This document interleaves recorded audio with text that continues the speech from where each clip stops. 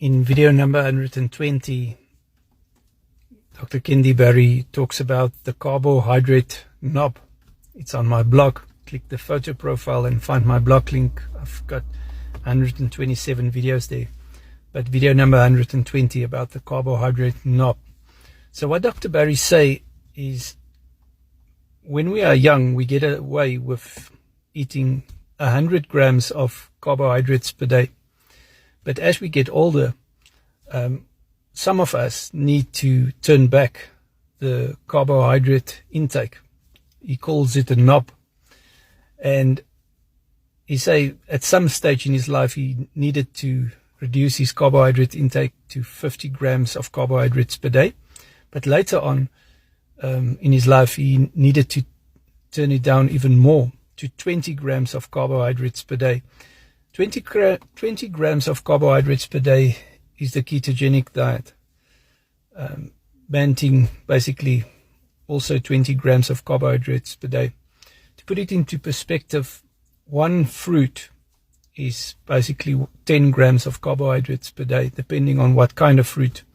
Of course, you get low carbohydrate fruit and vegetables, which is better.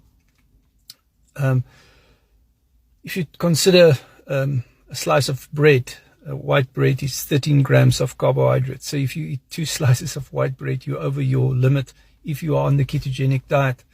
On the carnivore diet, of course, we don't consume carbohydrates except for what is in dairy. If you eat or consume dairy like cheese, there are carbohydrates in it, even though it's not much. You don't need to eat carbohydrates. That's the point.